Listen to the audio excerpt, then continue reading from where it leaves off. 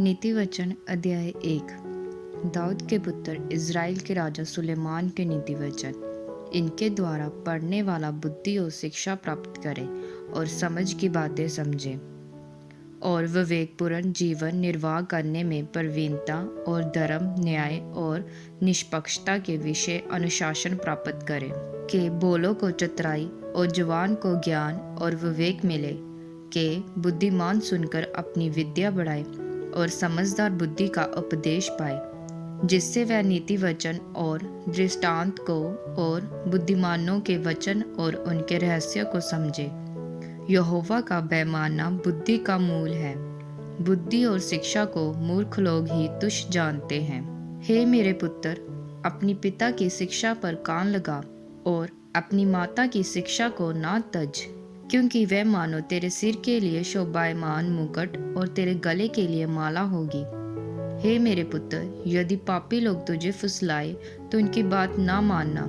यदि वह कहे हमारे संग चल, कि हम हत्या करने के लिए गात लगाए, हम निर्दोषों पर वार करें, हम उन्हें जीवित निगल जाएं, जैसे अधोलोक स्वस्थ लोगों को निगल जाता है, और उन्हें कब्र में पड़े मृतकों के समान बना दे।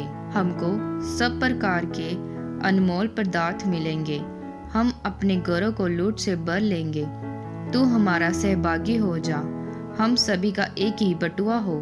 तो हे मेरे पुत्र, तू उनके संग मार्ग में ना चलना, वरन उनकी डगर में पांव भी ना रखना, क्योंकि वह बुराई ही करने को दौड़ते हैं और हत्या करने को फुर्ती करते हैं। क्योंकि पक्षी के देखते हुए जाल फैलाना व्यर्थ होता है, और ये लोग तो अपनी ही हत्या करने के लिए गात लगाते हैं और अपने ही प्राणों की गात की ताक में रहते हैं। सब लालचियों की चाल ऐसी ही होती है, उनका प्राण लालच ही के कारण नाश हो जाता है। बुद्धि सड़क में ऊंचे स्वर से बोलती है और चौकों में प्रचार करती है। वह बाजारों की भीड़ में पुकारती है, वह नगर के फाटकों के प्रवेश पर खड़ी होकर ये बोलती है, हे अज्ञानियों, तुम कब तक अज्ञानता से प्रीति रखोगे? और हे ठट्ठा करने वालों, तुम कब तक ठट्ठा करने से प्रसन्न रहोगे? हे मूर्खों, तुम कब तक ज्ञान से बैर रखोगे?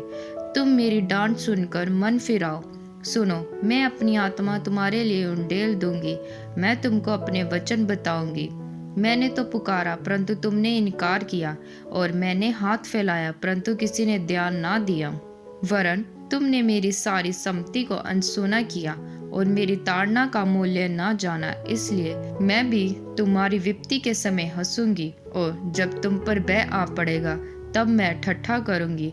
वरन आंधी के समान तुम पर भय आ पड़ेगा और विपत्ति बवंडर के समान आ पड़ेगी, और तुम संकट और संकेती में फंसोगे।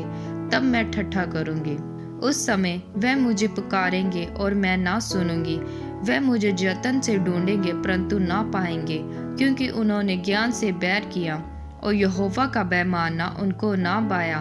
उन्होंने मेरी सम्मति ना चाही, वरन मेरी सब ताड़नाओं को तुच्छ जाना।